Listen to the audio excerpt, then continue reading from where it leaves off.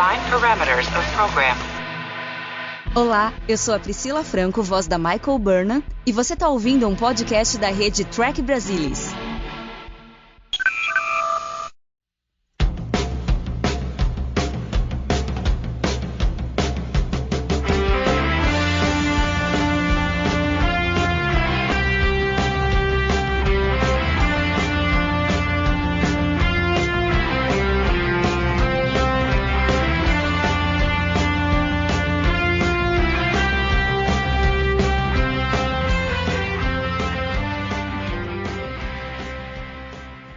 Olá, sejam bem-vindos ao Balde do Odo, o podcast da rede do Trek Brasilis para falar sobre a melhor série de Jornada nas Estrelas, Star Trek Deep Space Nine. E hoje nós vamos falar sobre o 10º episódio da 3ª temporada, Fascination. Castanha, Fer, Peldor Joy. Peldor Joy.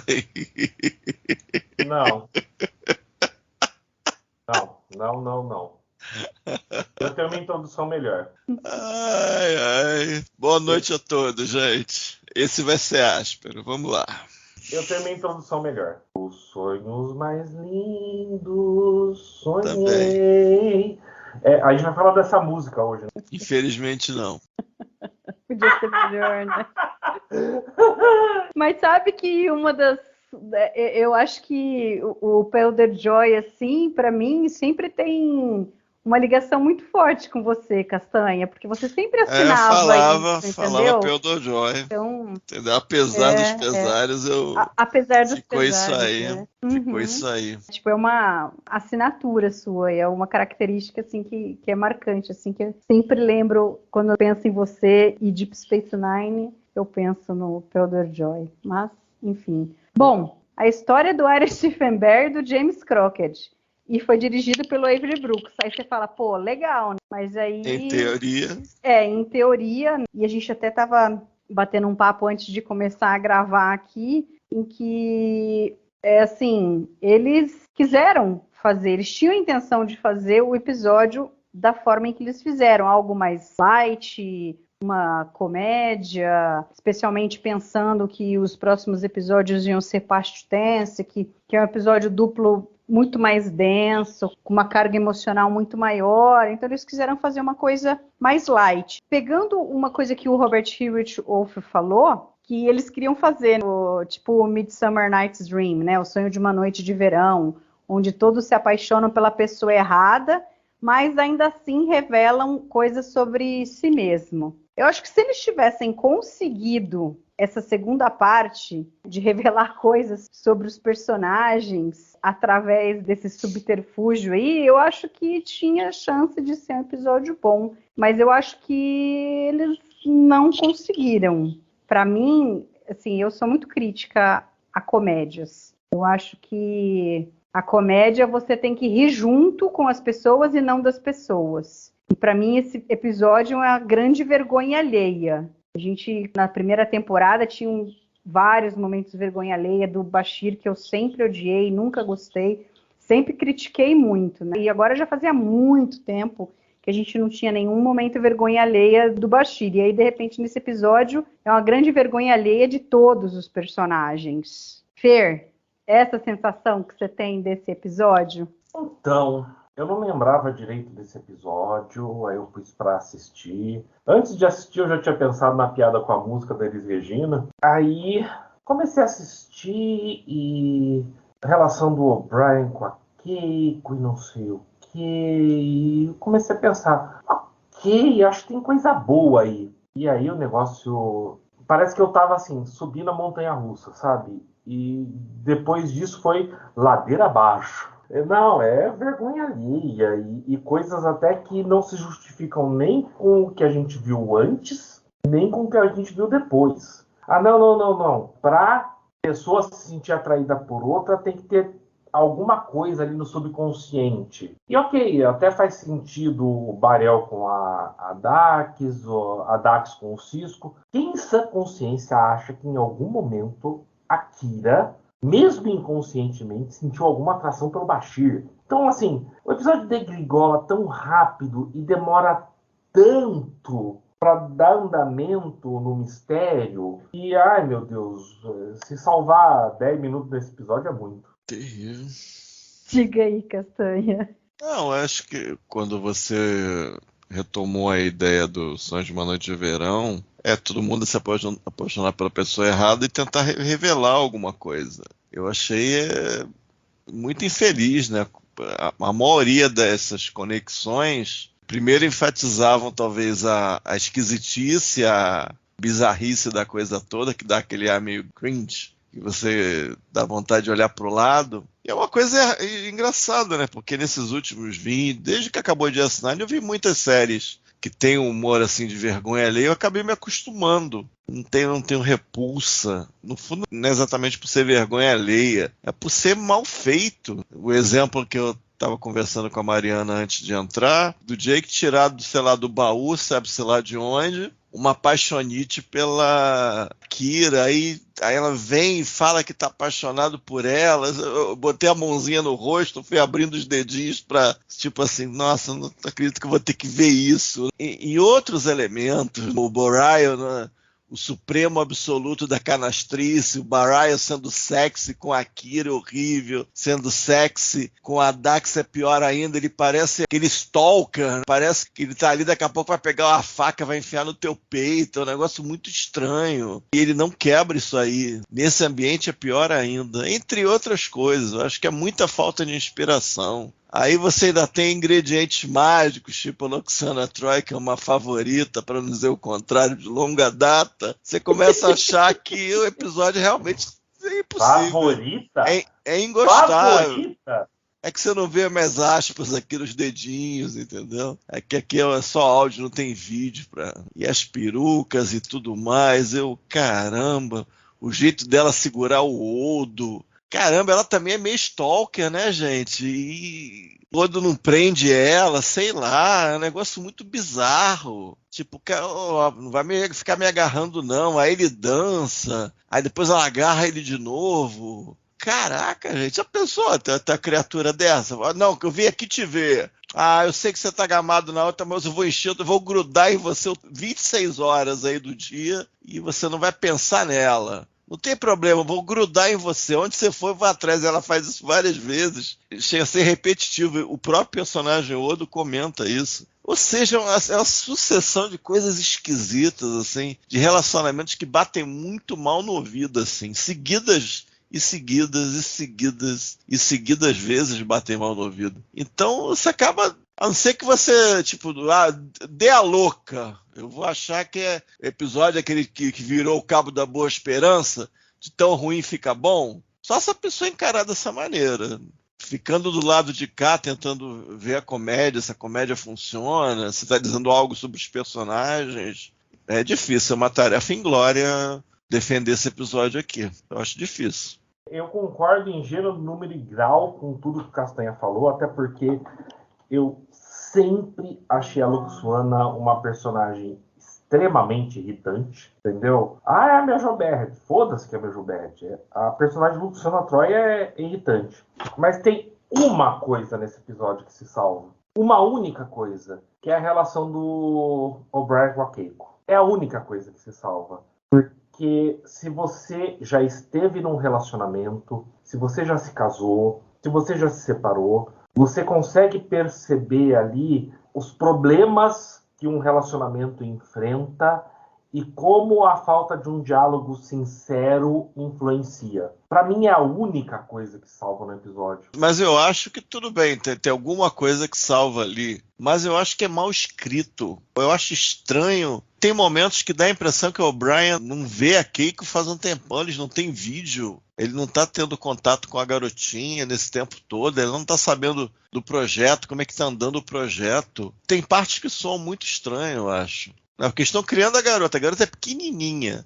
Seria normal ter chamada de vídeo, falar com a própria Keiko, sei lá, ela tá no meio da selva, mas tem transporte nesse mundo, entendeu? Não, e o O'Brien não tem dias de folga que ele pode. Pois é. Tem dias de folga que pode visitar, pode ter umas fotos. Sei lá, e aí fica... para você ter o conflito, eu acho que eles cavucam um conflito muito pesado, eu acho. Eu acho Não, que eu O acho- O'Brien é peraí, muito Mari. irritado, muito rápido. Sei lá, eu acho meio. Entendeu? Não acho bem escrito. Acho esquisito. Entendeu? Castanha, você já Sim. casou? Não casei, mas eu tenho uma Então. ideia. Eu tenho uma ideia. Não. Digamos. Tá bom. Sabe, você tá lá, você tá esperando a pessoa, você cria um monte de expectativas, aí a pessoa chega e, putz, foi um voo horrível. Faz parte. Você tá lá, todo firme e forte, cheio de amor pra dar, e a pessoa teve um voo ruim, uma viagem ruim. Acontece. É isso que eu falei, que eu acho que é a grande mensagem desse episódio. Relacionamentos, esquece todo o resto. Esquece Luxuana, Bashir com Kira, pelo amor de Deus, eu não quero ver isso nunca mais. Aliás, eu não vou ver isso nunca mais. Mas essa mensagem de que um relacionamento sério, quando você está casado, você tem filho, tem que ter um diálogo aberto, sincero. Eu acho muito poderoso. Desculpa, Mari, eu te interrompi. o que eu queria dizer é que, assim, eu acho que essa parte da história acaba se sobressaindo como uma parte boa, essa do O'Brien com a Keiko, porque tem duas coisas. Primeiro, porque você vê que é algo real, é algo que é possível de acontecer, o relacionamento ali dos dois, como sempre foi tratado o casamento dos dois, é muito mais perto da nossa realidade, mas eu acho que o Castanha tem razão quando ele diz que é mal escrito, já falo por quê. Mas eu acho que também essa parte acaba se sobressaindo como algo melhor e que a gente se agarra a isso, porque como é uma coisa mais real, ela se contrapõe à total bizarrice que são todas as coisas que acontecem com todo mundo do lado. Essas atrações que eles colocaram, tudo. E não é nem a atração em si, é a maneira como ela foi retratada. É muito... não sei nem como dizer, assim, é embaraçoso a coisa, tem coisas ridículas. É muito ostensivo, é muito ostensivo. Assim, por exemplo, ver o Jake tendo um crush na Kira, eu poderia ver isso. É um moleque e a Kira é uma mulher bonita, atraente. Ah, por que não a Dax? Ah, porque daí ele tem uma relação com a Dax meio ali de... é a tia, é a madrinha, é alguma coisa muito familiar a Dax para ele. Então talvez ele não consiga enxergá-la dessa forma.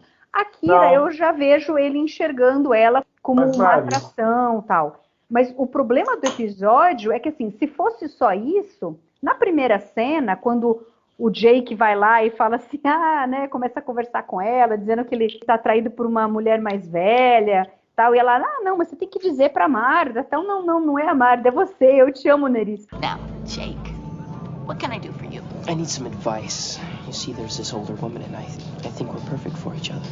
And she doesn't. I don't know what she thinks. Well, Jake, my advice to you is to tell Marta how you feel. That way you'll know. Marta and I broke up. You broke up? Well, then who? You. Me. I love you, Nerys. Wanna go out with me? A cara que ela faz é muito engraçada, do tipo, meu, o que eu faço agora? É o filho do meu comandante, como assim ele vem dizer que gosta de mim?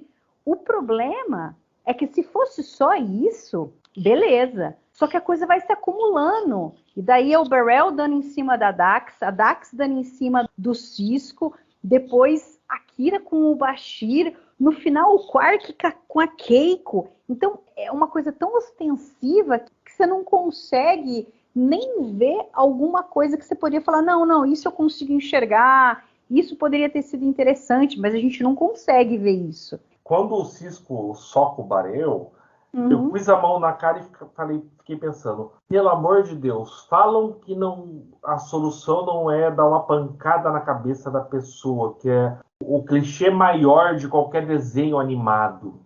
Não, mas quem nocauteou foi a Dax, Fernando. Foi a Dax, que tem razão, foi a Dax. Nocauteou a Dax. Mas assim, tem razão. Ele começa a dar soco no Cisco e o Cisco assim, do tipo, parado, só levantando a mãozinha assim. Como se o Beryl não fosse forte o suficiente para dar porrada, do tipo, só porque ele é um Vedek, enfim. Mas assim, todos esses, o Vedek Brell realmente, depois a gente fala com mais calma sobre ele. Mas assim, voltando ali na parte do O'Brien e da Keiko... Oi, pera. A gente vai ter que falar com mais calma sobre o Barel? Sério? Sim. Não! Assim, o O'Brien e a Keiko, eu acho que eles exageraram um pouco. Eu acho que eles estavam no caminho certo de colocar ali, porque assim, faz muito tempo em que eles não se viam, apesar dessa coisa que se levantou, pô, mas podiam ter se falado, não é possível que não podiam se falar, não é possível que o O'Brien não conseguisse 2 dias, pô, 2 horas até Bajor, 3 ou 4 horas, sei lá, até 4 horas até Bajor, não é possível que eles não tivessem conseguido se ver, ela não estava lá num lugar inacessível. Mas assim, você pensa, não, pessoalmente eles não se veem faz 2 meses, cria uma expectativa grande e tal. Mas aí a coisa é meio mal escrita. E que eu nunca gostei da Keiko também. Eu sempre achei ela meio assim, não sei, meio over the top, assim, meio... Ah, não sei, nunca gostei dela. E aí ela, tipo... 4 horas num coisa, ok. 4 horas com a Luxana dando comida para sua filha, ok, vai. Pode ser que você tenha que respirar fundo ali para... Pô, imagina. Mas assim, a criança ficou doente no meio do caminho, começou a passar mal, tal. Mas assim, a animosidade dela ali em cima do O'Brien, aí se fala, não, mas aí ela estava já projetando que ela ia ter que falar para ele que ia ter que ficar mais 4 meses, não sabia qual ia ser a reação dele. Mas assim, é muito rápido que os dois começam a brigar, então, sabe, não me soa muito crível. Tipo, eu viajava com as minhas 2 filhas uma vez por ano, por, sei lá, 20 horas viajando, entendeu? Cheguei a viajar, a Nina tinha 4 meses e meio, a Dora 1 ano e 10 meses, não tinha nem 2 anos, ou quase 2 anos, e viajava com as 2, 11 horas dentro de um avião, mais uma escala e mais um pouco, Mari, entendeu? Mari. E eu não chegava do outro lado destruindo todo mundo, puta da vida, não querendo falar com as pessoas, entendeu? Posso Então, piorar um pouco o cenário, Mari? Pode. Eu lembro de você viajando com a Nina bebê. Então, E aí- 4 meses e meio. Pois é. E a Dora menos de 2 anos. Você imagina viajar com 2 assim, sozinha, só eu. Então, quer dizer, aí a Kate viaja 4 horas de Bajor até a estação e do tipo, né, tô cansada, não consegue nem falar com o marido que não vê faz 2 meses. We should get ready for the festival. The babysitter will be here any minute. Oh, the festival. On the other hand, we could spend the rest of the day locked away in our quarters. Miles, what I really want to do is sleep. Then maybe you should. Miles, I didn't say I was going to. I just meant I could use some. Oh, that's okay. If you need to sleep, go ahead.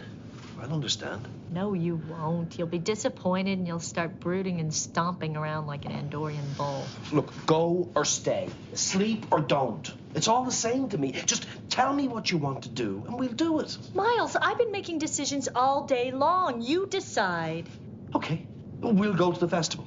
But we don't have to go right away. I mean, you can take time to relax and then change into something nice. Então eu acho que eles exageraram um pouco ali. Inclusive, eu não sei se foi essa cena, mas eu imagino que tenha sido. Parece que eles tiveram que repetir a cena, porque os atores, quando eles fizeram, a animosidade estava muito maior. E aí eles pediram para eles abaixarem o tom, que tinha ficado um pouco exagerado. Então eu acho que realmente eles erraram um pouco a mão ali. Agora, ok, são todas essas coisas que vão se empilhando ali, os 4 meses a mais que ela sabia que ia ter que falar para ele que ela ia ficar, não sabia a reação dele, ele também não foi muito sensível, ele falou para ela ir, mas ao mesmo tempo, no fim, sei lá, fiquei com muita saudade, talvez não tenha sido a minha mais brilhante ideia, agora ela tá lá longe, vai ficar mais 4 meses, aí ela fala que conversou com o cara, ele fica com ciúme, aí entendeu? Ferrou. Aí, então, aí mas isso eu consigo ver, entendeu? Isso são coisas que podem acontecer. Posso não concordar no comportamento de um ou outro, que eu não concordaria na vida real se alguém agisse dessa forma, mas eu vejo as pessoas agindo dessa forma. Então eu acho que eles mostram ali o que é um casamento, o que é uma relação entre as duas pessoas, quando às vezes de repente você não está num dia bom, as expectativas foram para o espaço, e aí de repente um acaba soltando os cachorros no outro que não precisaria. Então acho que nesse sentido, essa parte da história é ok. Embora no final, aí do tipo, pô, Brian, tá toda aquela coisa, que saudade, você vai ficar mais 4 meses e não sei o quê. A Keiko sai pelo negócio, ele já recebe a raquete do Bashir e já sai todo contentinho, sorrindo, que vai passar 7 meses jogando raquetebol, entendeu? Isso é curioso. E frequentando as holosuites do quarto. Então, quer dizer, mas ok. Sabe qual foi a coisa que eu mais ri? Foi interpretar aquela primeira conversa do Bashir e do O'Brien, que ele fala, caramba, faz a aritmética de quantos dias ele ficaria sem aqui, quantos jogos correspondentes ele jogaria de racquetball. Aí, na hora que ele falou, isso vai acabar com o meu, acho que ele falou cotovelo, né? Elbow, não sei né? se era ombro, agora eu não lembro se era ombro ou cotovelo. Quando ele falou isso, sabe o que eu pensei? Eu pensei numa metáfora homossexual. Imediatamente, aí eu ri. Falei, entendi certinho o que você tá fazendo. Aí eu ri, obviamente não era essa a intenção, mas eu ri muito. Muito.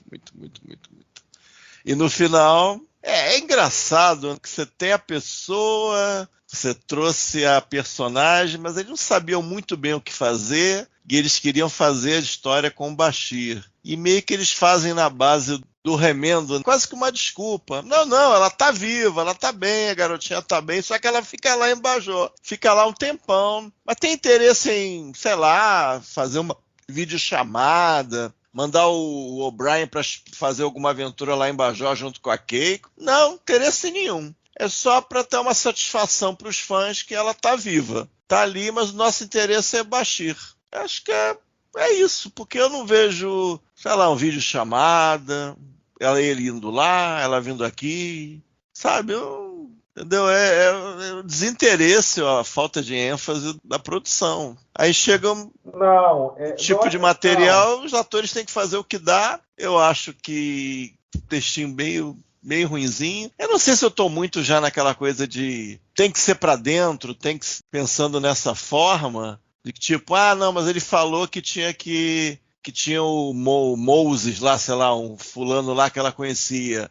O cara solta aquilo, aí o máximo que o O'Brien falou vai ser abrir um pouco mais a boca, ou então ele olhar um pouquinho diferente, a câmera em cima dele, dá um beatzinho, aí ele joga uma indireta, aí continua. Ou seja, nunca vai abrir desse tipo de coisa. Mas como é que é isso? Fulano de tal, você está abrindo o jogo, nosso relacionamento com fulano de tal, que eu nunca ouvi falar. Entendeu? Esse tipo de coisa. Aí você já acha meio feio, meio desinteressante. Também a idade do material, ou mesmo o desinteresse do pessoal que escreveu na época. Aí eu acho meio esquisito, assim. É tipo, fabricar um conflito que, eu conseguiria imaginar uma realidade, um desgaste. Aí você eleva o tom, parece que eles vão abrir de vez. Tipo assim, tu fica aqui, eu fico lá, tá certo? Tá certo. Aí volta, ele diz que vai botar a carta de demissão, mas ela fala como se a carta de demissão já fosse uma decisão, tipo, ela já fazendo a decisão pelos produtores ou pelos fãs. O Brian não vai sair da série, né? Óbvio. Aí ela já termina dessa maneira. Sei lá, gente. É meio ingrato a situação aí da Keiko e da Molly na série. Negócio meio complicado. Não, eu acho que a situação da Keiko e da Molly na série tinha mais a ver com o contrato da atriz. E eu não sei se... Eu não lembro o nome agora da atriz que faz a Keiko. Rosalind Shaw. Isso. Se ela queria um contrato mais fixo ou não. Sinceramente, eu não sei. Ela tinha um número específico de episódios e eles tinham que aproveitar da forma que dava. E, Castanha, vou discordar de você no seguinte. Eu já tive um relacionamento em que tinha separação, em que as pessoas não conversavam, e para mim esse é o grande problema da relação nesse episódio do Brian com a Keiko. Eu entendo, Fernando. Eu só tô achando que falta investimento pra gente entrar nisso.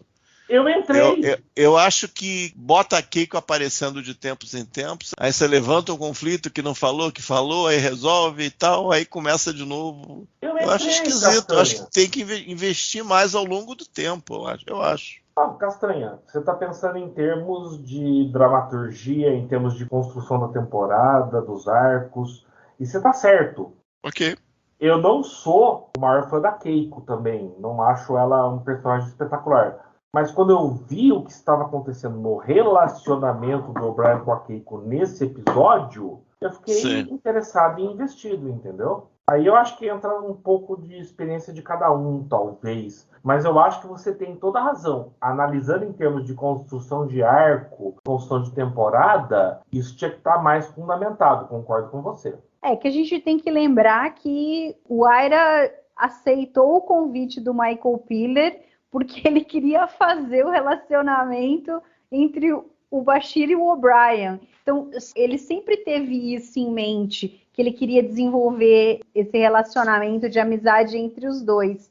E aí você pega, são dois personagens fixos versus um personagem fixo com um recorrente. O recorrente não tem chance. Então, assim, a Keiko aparece de vez em quando para dizer que o O'Brien é casado, porque foi estabelecido, ele já veio com o pacote dele casado com a filha. Então, eles tinham que, de alguma forma, seguir nisso daí. Mas você percebe que eles não estão muito afim de seguir com isso daí. Eles estão afim de seguir a amizade do O'Brien com o Bashir. Porque daí são os dois fixos que você tem ali, que você envolve nas histórias, sem precisar chamar uma pessoa ali de fora. E aí a gente vê que Deep Space Nine tem diversos personagens recorrentes que são infinitamente melhores do que a Keiko. Então, tipo, não tinha muita chance mesmo. Eu acho que eles escreviam ali quando alguma coisa precisava, tal, entendeu? Eles não podiam simplesmente deixar a Keiko ad eterno em Bajor, então vem aí, cria um conflito, e aí eles se resolvem e fica tudo bem. Então agora o O'Brien ficou tudo bem. Beleza, a gente se ama, você vai ficar lá 7 meses em Bajor e eu vou ficar aqui 7 meses jogando o raquetebol com o meu brotherzinho aqui, entendeu? E aí as histórias vão se desenvolver entre nós dois que vai dar mais certo. Pelo menos eu vejo assim. Sim. Com certeza, você observa que o episódio termina, como você mencionou, sem perder um suspiro, já estão ajudando a jogar a tal racquetball lá, né? Então, não tem nenhuma dúvida do que a intenção da produção queria fazer aqui. Não existe essa dúvida. Agora, falando sobre a Lwaxana, no episódio The Forsaken, eu e o Alexandre, a gente falou bem dessa parte da história. Eu acho que a maneira como a Lwaxana foi retratada em The Forsaken, como que eles construíram ali a relação inicial entre ela e o Odo, eu acho que foi muito bem feita. Eu acho que, apesar de ter algumas coisas um pouquinho meio over the top dela, tal, eu acho que foi algo feito com respeito. Agora, nesse episódio, eles voltaram novamente mostrando assim uma Lwaxana que a gente vê lá na nova geração, que é muito ruim. É muito ruim. Eu achava que em Deep Space Nine eles iam tratar de uma forma melhor, como eles mostraram em The Forsaken, mas nesse episódio eles desencanaram. O Castanha coloca bem lá no GDE do Fascination. Ela é uma predadora sexual e a atitude dela é tratada como uma piada inofensiva. Entendeu? É como uma coisa engraçada, que não tem problema ela ficar em cima do Odo o tempo inteiro, pendurada nele, e mesmo ele se sentindo super inconfortável com isso. No final, quando ela dá um beijo nele, a força, é ofensivo isso. Não é uma coisa bacana. Da mesma forma como eles colocaram assim o Barrel se agarrando na Dax, querendo agarrá-la, abraçá-la, tudo. Eu acho ofensivo. Não é piada, não é engraçado, não é cômico. Se eles tinham a intenção de fazer uma coisa cômica com leveza, eu acho que eles erraram a mão nessas coisas. Eu acho que não foram nem um pouco felizes com isso. Então isso é muito embaraçoso, é ridículo fazer isso daí. Então isso me incomoda muito, bastante. E aí se perde várias oportunidades e várias coisas. Pô, a Luxuana descobriu que o Odo era da raça do Dominion. Até foi uma cena cortada ali, que ela fala para ele que ficou sabendo por conta da Almirante Nechaev, que é muito amiga dela, que as duas são amigas assim, meio que ela considera como uma irmã que ela nunca teve, tal. Isso não é falado, acho que eles cortaram a cena, não sei nem se chegou a ser gravada, mas lá no Memorial fala sobre isso. Mas assim, ela chega lá, ela estabeleceu uma relação com o Odo lá em The Forsaken, então podia seguir aqui com essa relação, ela podia tentar dar em cima dele e tal, mas de repente, ela vê que ele tá de olho na Kira. É a primeira vez nesse episódio que é falado abertamente que o Odo tem uma atração pela Kira e que a Kira não tem a absoluta noção de que isso acontece, vai demorar muito para ela saber, e não vai ser nem ela que vai perceber, vai ser o próprio Odo que vai contar, lá em Children of Time. Mas assim, podia ser uma coisa mais light, uma coisa tratada assim com respeito, e a gente não vê isso aqui. Não sei se vocês têm essa mesma sensação que eu, se isso incomoda vocês. Eu acho ruim. Não, eu vim te ver. E eu vou dar em cima de você ininterruptamente. Aonde você for, eu vou atrás. Eu vou te agarrar o tempo todo. Eu vou te forçar a dançar comigo. What brings you to the station? Well, officially, I'm here as the Betazoid representative to the Gratitude Festival. But the truth is, I came to see you. You poor, sweet, tortured man. Excuse me? Oh, I know the torment you must be going through. But to spend your whole life searching for your people, only to discover that they're the leaders of that awful Dominion. You heard about that? Odo, don't worry. I'm here to help you. What kind of help do you mean? A sympathetic ear, a shoulder to cry on, a lap to melt in. Sei lá. Aí o Odo tenta fazer uma dancinha, A cara dele é bizarra também. Eu acho muito complicado. Além de ser basicamente uma iteração da coisa do Picard, que ela tinha, coisa ficar dando em cima do Picard também. Mas era uma coisa que ela era mais verbal. Aqui, com o Odo não casa tão bem essa verbalidade, ela fica meio que se repetindo. Por onde que ele vai atrás. E, de novo, não tem... Tudo bem, ela descobriu de alguma maneira que ele é afim da Kira. Legal. I hope everything works out for you, Odo. With Major Kira? I don't know what you mean. Oh, don't worry, your secret's safe with me. After all, I know what it's like to be attracted to someone who doesn't necessarily feel the same way. If you get tired of waiting for her, you know where to find me. I'll keep that in mind. Mas daí para fazer alguma coisa legal, comentar de alguma maneira, ou a gente ouvir algo da boca do Odo a respeito, nada, entendeu? Realmente, e as outras eu não interações... Eu não falei nada. E as outras interações também com esse tipo de pobreza. Isso é meio... Acaba sendo meio bobo, né? Parece que você não está usando bem os personagens. Está usando uns personagens que têm a cara desses personagens, mas não são eles. Eles estão fazendo o que a gente quer que eles façam e tá tudo bem. Segue o barco. Aí eu não acho legal. Olha, tem um grande amigo meu, um cara muito experiente, que muito tempo atrás, uns 20 anos atrás, falou para mim: Odo, quando você estiver ali intimamente com uma mulher e quiser que dure mais... Puta... É só pensar na Luxuana Troy. E eu acho que esse episódio é a prova viva disso, porque a mulher é assustadora nesse episódio. Assim, eu não acho que a Luxuana Troy nunca foi uma personagem significativa para nada. Talvez o único momento que a salve foi no The Forsaken, quando ela deixou o Odo voltar ao estado líquido ali na barra do vestido dela. Mas fora isso... no elevador. Mas fora isso, essa mulher... Qual que é dessa mulher? Desde a nova geração é uma mulher... Olha, eu quero sexo, eu quero putaria. E... pelo amor, é muito raso, muito raso. E nesse episódio em particular, que tem problemas seríssimos de roteiro, isso aflora, entendeu? Porque Vamos lá. Qual é a utilidade da Luxuana nesse episódio? Ela ser a causadora dos outros problemas. É só isso. Mais nada. Com certeza. E aí, por exemplo, eles até perderam uma oportunidade que podiam ter seguido por uma outra linha. Ah, se queriam trazer essa história da Luxuana com essa febrizante, que é só mulheres mais velhas que tem, sei lá, o Castanha colocou isso no GDE, né? Do tipo, ela tá entrando na fase de... Oh, caramba, fugiu a palavra. Ponfar? Não.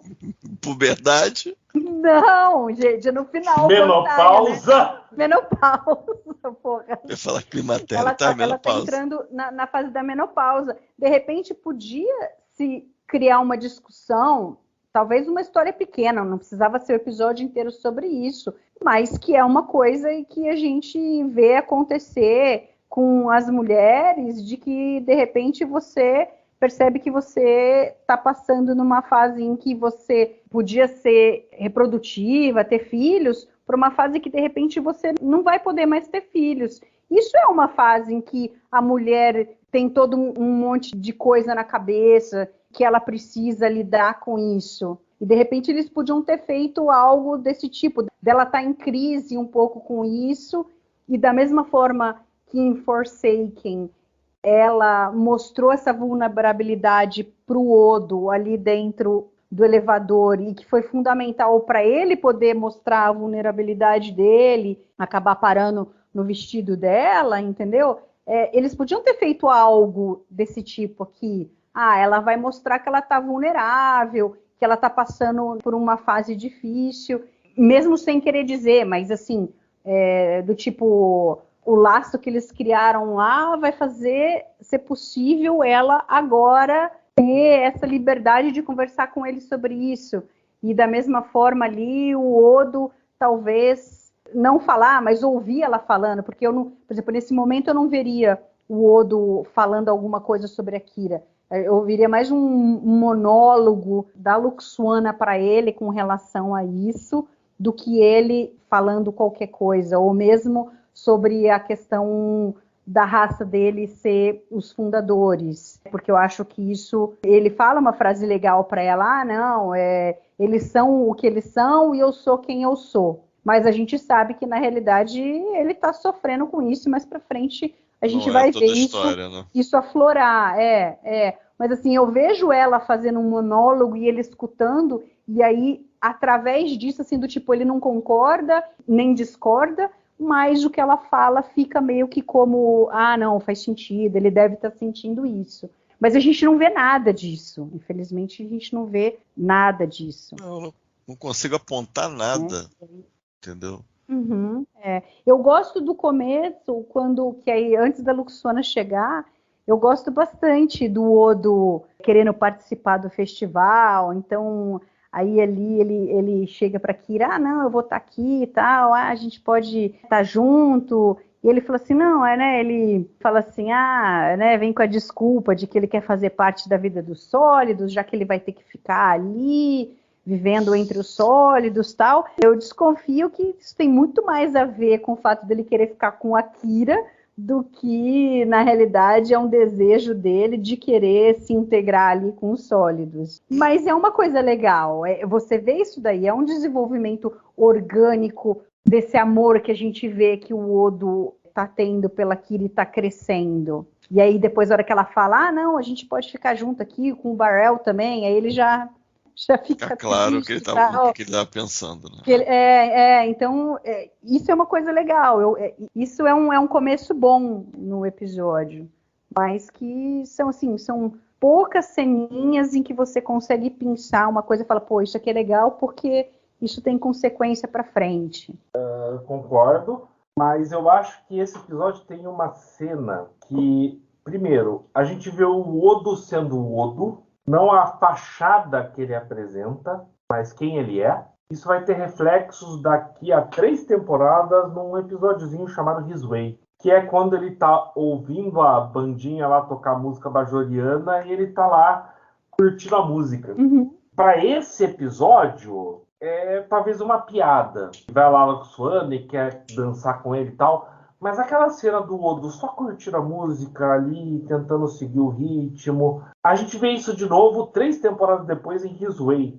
Então, nisso, eu achei legal. Mas se eu considerar, como eu sempre julgo, a gente tem que julgar esse episódio sem pensar o que veio depois. Porque não se sabia o que vinha depois. Se eu só julgar esse episódio, foi uma cena bonitinha. Sim, porque é singelo, ele dançando, ele se integrando com ali, maravilha. E de repente vem a Luxana e pá, destrói a cena. Porque daí fica uma coisa sem noção. Enfim. Não, boa pegada. Eu fiquei pensando aqui, eles usaram a Loxana para fechar a trama do episódio no esquema de Sonhos de Noite de Verão, né? Mas eu fiquei pensando, como é que seria esse episódio se ao invés do pessoal atacar a paixão latente, todo mundo ficasse apaixonado pelo Odo? O que aconteceria? Como é que seria essa história? A paixão dela fosse transplantada. Porque ele está interessado na Kira cada vez mais e todo mundo passaria a se interessar por ele. Eu fiquei pensando como é que seria essa história. Eu acho que até faria um pouco mais de sentido do que foi apresentado aqui. É um pouquinho arbitrário, né? Do projetar o sentimento do Oda, que vai produzir uma atração desesperada, amplificar uma desesperada atração latente, e que só afeta alguns, um monte de gente em volta não são afetados, a gente não vê. É meio bizarro tudo, sei lá. Porque ainda assim, eles falam, né? Não, projetou o que a Luxana estava sentindo pelo Odo, né? Uma paixão que não é correspondida e ela ostensivamente dá em cima dele, só que não passou o fato de ser o Odo, passou o sentimento ostensivo de dar em cima de alguém, mas não do Odo. É Eles meio pegam arbitrário. pela metade a coisa, né? É meio esquisito. Arbitrário, completo. E aí, e o Sexy Borai? O que vocês acharam do cara? Cara, a gente tem que falar disso. A gente tem que falar disso. Tem. Pelo amor. Fala um pouquinho. Sexy Borai. Assim, do tipo, assim, não é à toa que eles, no próximo episódio, vão matar o cara. Vão porque detonar, né? Eles mataram com ele aqui. Tipo, ok, ele nunca deu muito certo, o ator como personagem. Ele nunca conseguiu... O Philip Englund nunca conseguiu fazer um Vedek Bareil que fosse agradável, tal. A ideia do personagem era legal, alguma coisa não deu certo a química entre Bareil e a Kira. Tipo, ali no início que nenhum dos dois está afetado, e aí eles estão ali conversando, para ser uma coisa sexy e tal, dos dois, não sei o quê. Aí ele vem e fala da Kaiwin no meio, gente. Que isso? Estranho, né? Total, entendeu? No pódio da... E a Kira sendo Kira, ela é super você demorar... assim, né? Prática. Segunda tipo... colocada, Kaiwin. Luxana, Kaiwin é segunda. E a Kira super bonita, com uma roupa diferente, né? É legal. Oi, meu... Não, vamos só pensar. Oi, meu amor. Liza Minnelli nova. Oi, meu amor. Oi, meu amor. A Kaiwin não é tão ruim. Os profetas fizeram uma escolha certa. Que raio de sex talk é isso? É o anti-sexo. Ele não tava afim, aí ele jogou essa. Ele vai falar que não gosta da Dax, e a desculpa que ele dá pra não gostar dela só ferra. Do tipo, ele podia até ter uma boa intenção, mas no fim ele fala de um jeito e fala, não gosto dela porque ela é assim, e você é ao contrário. Jadzia, of course. I've never understood how the two of you could be such good friends. She's so unpredictable, and you're so... Predictable? Yeah, well, I didn't mean it like that. E aí, a Kira, mas como assim? Que droga, né, gente? Então, que difícil quer dizer, mesmo. tipo, meio que, assim, os roteiristas aí, o Aira, que me desculpe, ele escreveu coisas maravilhosas, o cara tinha uma visão incrível, mas nesse episódio ele deu mole, deu muito mole. Fazer as minhas palavras do Tempur do que ele falou sobre o Move Along Home. Meu, onde vocês estavam com a cabeça? Onde que o Michael Piller estava na cabeça quando deixou um negócio desse pro ar, entendeu? Não, mas se você assistiu o podcast do Chotopod, que o Aira falou um monte de coisa, uma das coisas que ele fala é: a gente fez um monte de besteira. Acredite, eu sei que a gente fez um monte de besteira. Porque a televisão era diferente naquele tempo. Hoje, vamos lá, no momento que a gente está gravando esse episódio, eu não sei quando ele vai ao ar, está tendo uma greve de roteiristas. E um dos motivos da greve de roteiristas, por que isso está se alongando tanto, é porque as coisas são diferentes agora. As séries têm 8, 10 episódios no máximo, e enquanto nessa época eram 26. E 26 num período curto. Ou seja, a chance deles fazerem alguma besteira era muito grande, sabe? Tem que sair um episódio, tem que sair um episódio, tem que sair um episódio. Hoje, eles escrevem todos os episódios antes de gravar. Não é o que acontecia lá atrás, entendeu?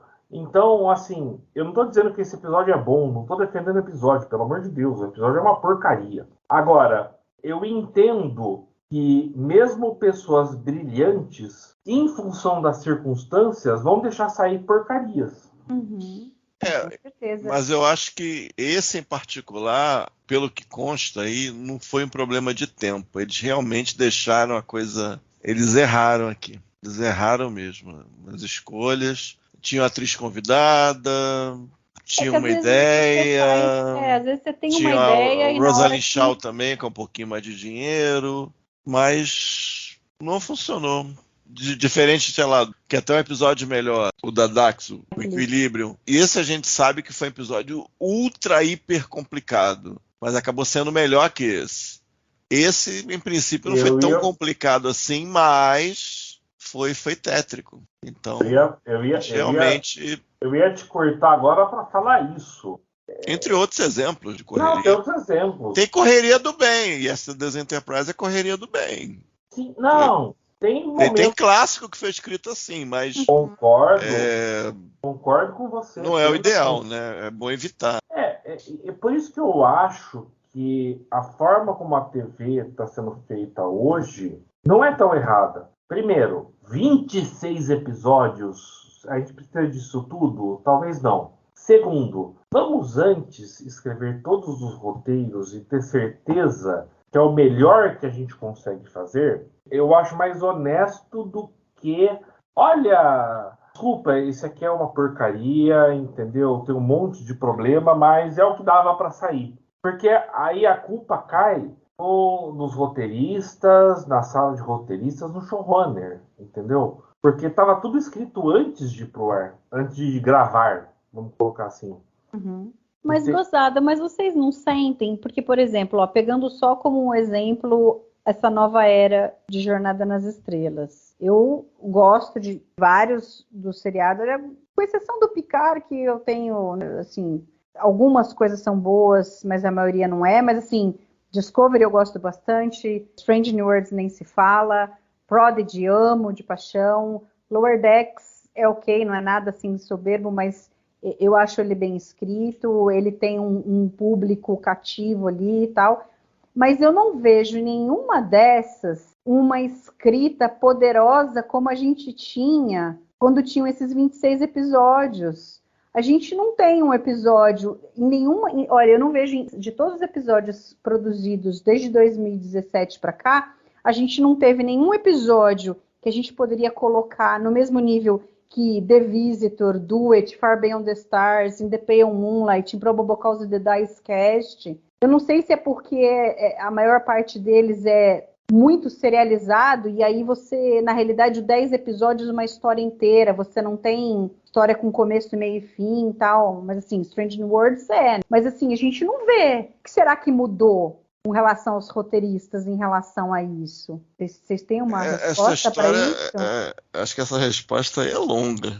Até porque as séries não têm... Elas tratam nichos diferentes e elas têm estruturas diferentes. E tem a coisa que tem sido falado muito na greve, que eles estão fazendo uma pré-sala de roteiristas que no fundo é uma pré-sala. Você tem a equipe só para escrever os episódios. Depois fica o showrunner. Jornada, eu não sei exatamente quem tem ficado, se tem sido estritamente assim, mas a indústria, a maioria das produções tem adotado esse modelo. Fica basicamente o showrunner mais algum ajudante para dar um toque à medida que a coisa for andando, né? Porque tem outros aspectos de orçamento e tal, que você não necessariamente, se não for uma animação, você não consegue antecipar. Então você tem que ir segurando, tem que ir carregando esse piano até esse episódio estar filmado. Então isso de fato afeta a qualidade da produção. E é diferente você ter HBO, que você tem dinheiro assim, sob todos os aspectos, tem tempo, tem trabalho, e diferente de muitas séries da Netflix, por exemplo, que tentam cortar alguns atalhos, assim. Então isso eu vejo diferença, mas que isso para mim é claro de eu não conseguir olhar os grandes episódios. Tipo assim, eu vejo episódios de outras séries de TV o tempo todo, tipo Succession deve ter na última temporada deve ter uns 6 clássicos, numa temporada de 10, entendeu? Ou seja, não é um fenômeno da TV inteira, não. Eu não vejo como um fenômeno da TV inteira. Mas é um fenômeno de Star Trek. Por algum motivo, a gente não consegue ver os altos de altos dos grandes momentos da franquia nas séries novas. A gente não consegue. Eu imagino que existe um problema do nicho, existe um problema, às vezes, de você ter que fazer um filme em 10 partes, que é uma coisa que eu acho que já está meio desgastada. Pode ter a ver com esse modelo aí de você sobrecarregar o showrunner na segunda parte, quando você entra em pré-produção, você fica só ele, talvez um outro ajudante. Isso pode estar sendo um problema também, não sei, mas que para mim é fato. Em Jornada é fato. Na TV em geral não é fato. Eu não assisto tantas coisas assim para poder falar de TV em geral, mas eu acho o seguinte: existe uma diferença entre a TV dos anos 80, anos 90 e a TV de hoje. Se você fizer um episódio hoje, como Far Beyond the Stars, que é um episódio maravilhoso, vai ter gente falando, olha, é woke, é partidário, é não sei o quê. E todos os estúdios, HBO inclusive, estão fugindo disso. Você tem que produzir um produto que não cause polêmicas. É por isso que o Star Trek atual não cria episódios como esse, como Inner Light, como Far Beyond the Stars, como In the Pale Moonlight. Por quê? A gente não pode divulgar algo que vai ser divisivo para os nossos fãs. Esse é o problema. 30 anos atrás, o Aira fala muito bem sobre isso no Chantopod, no podcast dele. Eu vou escrever o melhor episódio que eu puder, entendeu? Hoje não. Hoje eu vou escrever o melhor episódio que eu puder, desde que isso não vá alienar parte dos fãs. Eu não sei, eu vejo que uma coisa de Star Trek. Se você pegar as séries da HBO, eles não estão nem aí. Casal homossexual assim de cima e embaixo, pessoal cheirando cocaína de cima e embaixo. Eles não têm essa restrição. Mas isso é tempo atual. Vamos ter um episódio. Se você me falar isso agora, Castanha, eu calo a minha boca. É um episódio que eles falam sobre todo o histórico de opressão racial nos Estados Unidos. Tem o Watchmen, cara. O Watchmen é feito em torno disso. O Watchmen da HBO. Que foi uma série que veio e foi embora e o grande público não sabe do que se trata. Não, o grande público pode não saber, mas fizeram isso sim. Falaram da questão racial assim de maneira bem na cara, assim, para ninguém poder fingir que não estão falando. Não, e, por exemplo, o Discovery sempre tratou desde o começo essa questão do LGBTQ+, de mostrar um casal homossexual, aí tinha lá a menina que era não binária e tudo, e foi super criticado com relação a isso. Muita gente reclamava, entendeu? Mas, então, assim, eu não acho que eles são mais abertos a falar disso hoje do que eram antes, entendeu? Mas, Mari, esse é o problema. Eles falam disso. Concordo com você, eu não estou negando. Eu não estou dizendo que Star Trek está enterrando as pautas. O que eu estou dizendo é, quando você não tinha que se preocupar tanto com a repercussão, era mais fácil. Hoje, Assim, tem um personagem não binário em Discovery, mas é uma coisa tão diluída da forma que eles mostram. Eu até concordo que é a forma certa de fazer é mostrar que é normal. Mas quando a gente tinha que realmente vender a mensagem, isso, 30 anos atrás, rendia episódios poderosos. Hoje, isso é só algo do tipo, nós vamos colocar, estamos vendendo a mensagem, mas vamos colocar aqui casualmente. Esse é o meu ponto, entendeu? Castanha, Não sei se eu concordo com você, mas acho que são várias coisas que eu acho que se somam, coisas que o Castanha falou e tal. Eu acho que são várias coisas. Mas eu não consigo, ainda me intriga isso. Porque essas questões, por exemplo, LGBT em várias séries, de gênero ou não gênero, tipo de gênero, eu falo fantástico, né, que você podia ter uma margem metafórica, e tem também, entendeu? O número de personagens LGBT meio que explodiu, assim. Na realidade, hoje em dia é difícil é difícil a série que não tem um protagonista mulher, ou co-protagonista mulher, não tem um personagem LGBT. É incomum, é até meio incomum. Então, eu não vejo, não necessariamente isso sendo um lastro. Por que é melhor, por que é pior, por que a gente não vê esses altos de altos tão claros nessas séries modernas, quanto a gente vê nas séries, digamos, mais antigas. Mas eu não sei se passa por aí, não. Eu acho que tem várias coisas aí, coisas do nicho, de não apostar para todas as audiências ao mesmo tempo, que poderia ser uma coisa benéfica, a coisa de você tendo um orçamento melhor fazer um filme, e no filme você tem como direi, você faz mais concessões para abraçar mais público, pensando em termos de filme, né? Basta comparar Jornada em filme, Jornada na TV, mesmo as de anos atrás. Então, tem várias coisas aí, eu não saberia dizer exatamente qual é a causa, mas o meu sentimento que isso para mim é claro. Tipo assim, esse episódio foi legal, mas será que se eu puser junto com esse, e eu me sinto muito à vontade de falar, porque eu vejo grandes episódios de outras séries da HBO mesmo, só HBO. Esse episódio tal da HBO, tal, grande episódio, mas eu vejo episódio da série dessa semana, você fala, caraca, isso aí é fera, tô vendo, dá pra encarar, dá pra bater de frente. Em Star Trek eu não vejo isso. Isso que às vezes eu comento isso. Entendeu?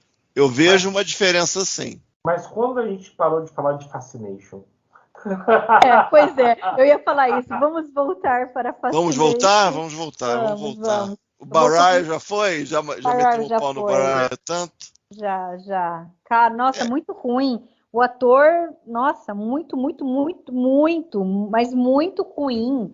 As cenas dele atrás da Dax, nossa, e aí ele meio que levou a Naná junto, porque ela também não tá muito bem. As cenas dela com o Bashir são horríveis também. Agora, é meio engraçado que é meio uma premonição, né? Porque esse episódio é de novembro de 94 e no final de 95 a Naná e o Cid começam a namorar. E aí no final de 96 nasce o filho deles, o Django, que é o segundo filho da Naná. Naná tem um outro filho, o primeiro filho dela, o Buster, que é de 92. Então é engraçado isso daí. Eu ouvi acho que foi na Cine Fantastique, que acho que era a Naná falando, poxa, me falaram que eu não tinha química com o Cid, depois eu namorei ele, que droga, né? Como? Estranho. Mas se reparar nas cenas, tem os beijos técnicos realmente nada a ver ali, né? Uhum. É tipo muito estranho. Se você ficar prestando atenção, ela tá com boca que tá beijando o ar. É muito esquisito aquilo ali.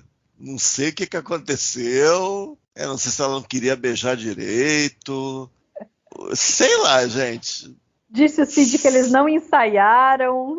Sei lá, sabe aquela gozação que é fazer ciúminho no ensino médio, fazer ciúminho do outro? Sim, e finge que tá acontecendo, não tá acontecendo nada? Sei lá, por aí. Negócio muito bizarro. Não. A roupinha do baixinho também tava engraçada, como tava meio fofinha. Da Naná tava bonitinha, mas do baixinho, vou te contar. Só ia comentar que, não sei o quê, é que eles já estavam se pegando. Na próxima temporada, a Naná Primeiro, o Siddig vai mudar o nome dele nos créditos e a Naná vai ficar grávida. Então, não...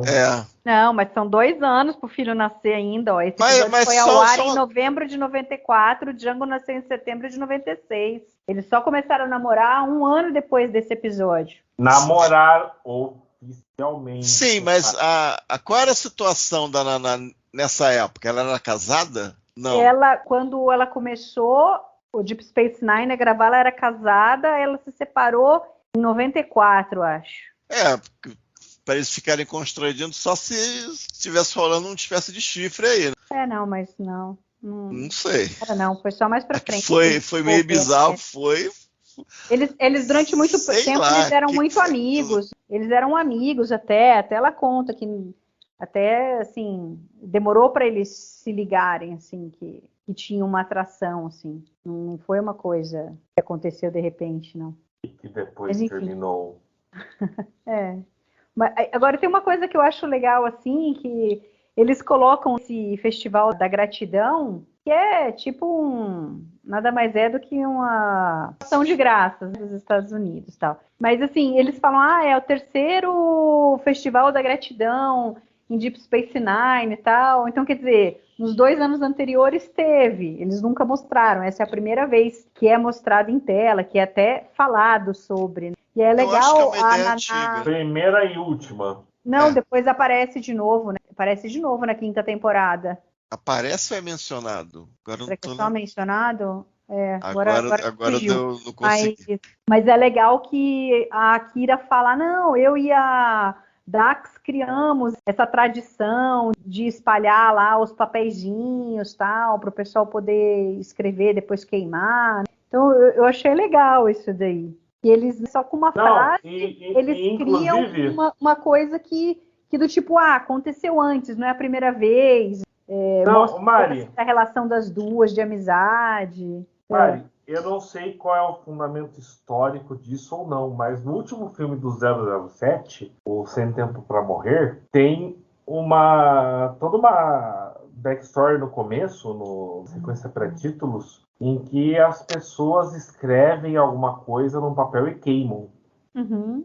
Eu não sei se existe um backstory histórico, tá? Então não vou julgar, não vou falar agora que, olha, James Bond se baseou em Deep Space Nine.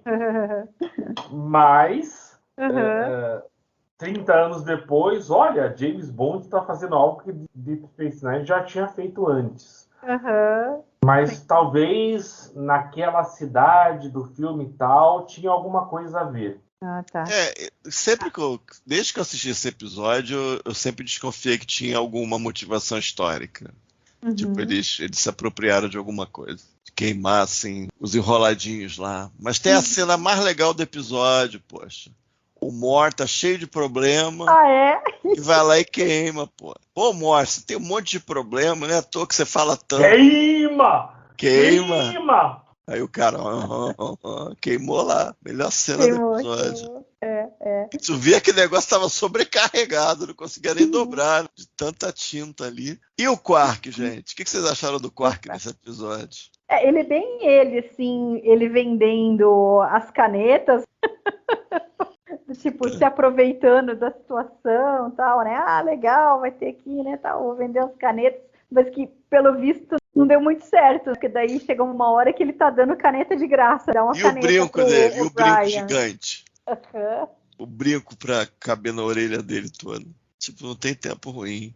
Mas aí eu vou lembrar uma coisa que eu pensei naquele episódio do Kill-Less. Já que as orelhas ferengues têm essa hipersensibilidade, digamos, sexual, parassexual, metassexual, nesse episódio, o que o Quark estava fazendo com a Keiko ali? O que exatamente aconteceu ali com aquela orelhada? O que estava acontecendo ali? Foi um momento difícil para mim. Foi difícil, foi ridículo. Ela só rindo porque é horrível. Não foi engraçado. A Keiko percebeu que era sacanagem aquilo. Claro, a cara dela de horror. A Keiko percebeu que o negócio era sério. Ficar esfregando a orelha com ferengue é esquisito. Mas, se a gente for pensar pensar na explicação que é dada, quer dizer que o Quark sempre teve uma atração pela Keiko. Não, nada a ver, né? Não, tem tudo a ver, porque o Quark tem uma atração por qualquer mulher. Isso aí salva o Bashir também, né? Que o Bashir também tem atração por qualquer mulher. Mas isso aí Bashir, não é nada. Como? Não entendi. Eles colocaram essa do Quark aí no final, que é a cereja do bolo. É pro negócio explodir, porque aquela coisa na festa vai escalando o negócio, vai ficando uma coisa assim tão ostensiva, assim, né? Com o Barrel sendo nocauteado pela Dax, e aí de repente vem o Quark ali e ataca a Keiko, gente. O que é aquilo? Para daí o Cisco ter o estalo e falar, não, a culpa é da Luxuana. É bem tosquinho também, né? Não, total, né? Tipo, ele sabe tudo sobre... Dor de cabeça, ele viu muito episódio de Star Trek. Ele viu muito episódio ruim de Star Trek, beleza. Ele sacou aí na boa e tal. E a brincadeira inicial da Dax? E a Dax? Você acha que tem alguma coisa incubada ali? O que vocês acham? Ou é maluquice também? Eu não vejo um problema. Eu vejo que ela normalmente, obviamente, não iria ter uma atração por ele, pela bagagem que ela tem, o tanto que ela conhece dele. E acho que até já teve alguma coisa de uma...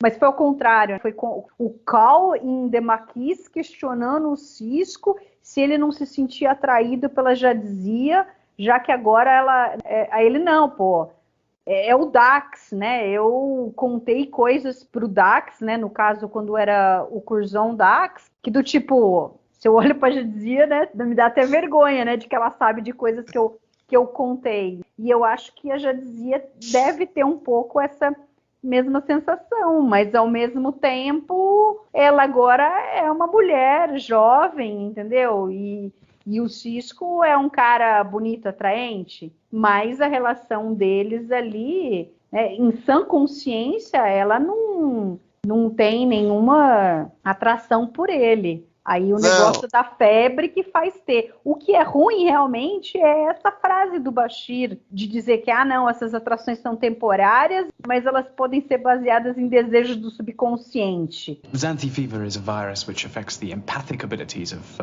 mature betazoids. It causes them to project their emotions onto others. Then Mrs. Choi's amorous feelings for someone on the station were being passed along to the people around her. Well, not everyone, only those within close proximity to her when she had an attack, and even then there would have had to have been some pre-existing latent attraction. You're saying Dax? Only on a subconscious level. Best not think about it too much, if you ask me. Se não era pra desenvolver isso daí, pra que falar um negócio desse? Porque daí você joga como se a Dax realmente tivesse uma atração pelo Cisco, ele pela Kira, Kira por ele. Fica uma coisa meio nada a ver. Porque, por exemplo, em Dramatis Persona, embora vocês não tenham gostado do episódio, eu gostei bem mais do episódio do que vocês, mas ali os personagens estão agindo fora do seu normal, mas não é uma coisa nonsense. É meio que você consegue enxergar os personagens ali, a maneira como a Kira agiu, né, naquele momento, das coisas que ela achava que eram importantes para Bajor, o descontentamento dela com a federação, o O'Brien, um cara super certinho da frota, defendendo o seu comandante. Então você via coisas, não era uma coisa assim que era nonsense, que não tinha sentido. Agora isso daqui que eles mostram aqui não tem um payoff, né? Não traz nenhuma informação nova de nenhum dos personagens. Então é muito vazio, aí não dá nem para acreditar nisso que o Bashir fala, tem que desconsiderar mesmo, né? Ele aí depois na sequência ele fala, melhor nem pensar nisso. Não, é melhor desconsiderar isso, porque e o né, filho da mãe não fala tem muito a ver, né? Que vai pro quarto da Kira. Não, meu filho. Pois não, é. Não vai não. Não vai não, né? Toda, muito né? bonito, né? Muito bonito o Bashir, né? A gente vai ter um episódio aí que vai ter um negócio nessa temporada ainda, mas é com outra Dax. A gente vai ver. Seria, eu acho que uma piada dessas, bem feita, talvez um pouco antes, ele teria sido legal em outro episódio, a Dax dando uma sacaneada no Cisco, talvez fosse até legal dar uma brincada. A piada que ele acha que é piada nesse episódio. Mas eu achei muito esquisito. É muito esquisito. E é muito vampiro. Depois ela chega, encosta nele, pé do Jó e tal. É muita zona, é muita bagunça. É muita vergonha zona, alheia. gente. Muito. E aí esse é o tipo de episódio que é reset button total. Que ninguém vai falar absolutamente nada, ninguém vai se sentir constrangido no dia seguinte pelo que aconteceu. Nunca mais vai ser citado nada do que aconteceu aqui. Dia né? seguinte, não. De 1 a 2 dias. De 1 a 2 dias, Não, mas aí depois eles já mostram, né? A hora que a Keiko vai embora ali, já tá todo mundo bem. Já passou ali. Tá todo O mundo final do agindo episódio é tipo forçar um reset. Tipo, eles acordaram, voltou tudo ao normal, vida que segue. É o clássico, foi tudo um sonho. Foi tudo um sonho. Sonho de uma noite de verão, né? Sonho de uma noite de verão. Tem mais alguma coisa que você queira falar sobre esse episódio? Não, né? Não. Bashir. E você, Castanha? Pequenas coisas, a coisa do Odo e Akira, pequenas coisas que o Borai agora é assessor da Win. Tirando isso, né, que o Jake terminou com a Marda, mas também não entendi bem por que eles criaram essa personagem, eu não entendi muito bem. Acharam que é má ideia e tiraram ela, também não sei se foi uma boa ideia. E no mais, foi um episódio lamentável, muito fraco. Agora eu digo que é o mais fraco da temporada, é mais fraco que o Meridian. E quanto menos se fala sobre ele, melhor. Tem algumas coisas no episódio, na direção, que eu acho legais, mas ao mesmo tempo tem umas coisas estranhas. Tem uns planos de sequência, assim, meio de pobre, mas tem umas montagens interessantes. Mas tem coisas estranhas também. Tem aquela cena que a câmera tá seguindo o Jake e, de repente, aparece fora de quadro um mãozão do Cisco, do Ben Cisco, dá um agarrão no Jake. É tão bizarro, é tão estranho. Você nota que o cara tava esperando ali o Jake passar e a câmera rolando, ele falando, filma ali e tal, e o cara segura. Coisas assim eu achei estranho, né? Coisas legais da direção e coisas estranhas da direção. Tem um ar diferente o episódio, eu achei interessante. Mas é muito pouco pra gente conseguir sustentar algum interesse. Em vários momentos eu fiquei com vergonha, assim. Mesmo sabendo do que se tratava, tipo, não dá, isso aqui não dá, isso tá muito ruim. É isso aí. Fer, então, qual a sua nota para Fascination? Meia estrela. E você, Castanha? Fica o Meridian 1, esse aqui vai ficar com 0 estrela. Olha, eu vou dizer também que eu não queria dar 0, não. Mas eu vou dar 0 porque é muito ruim. É muito ruim. Eu realmente não gosto quando você faz os personagens de bobos e ridiculariza ali os personagens.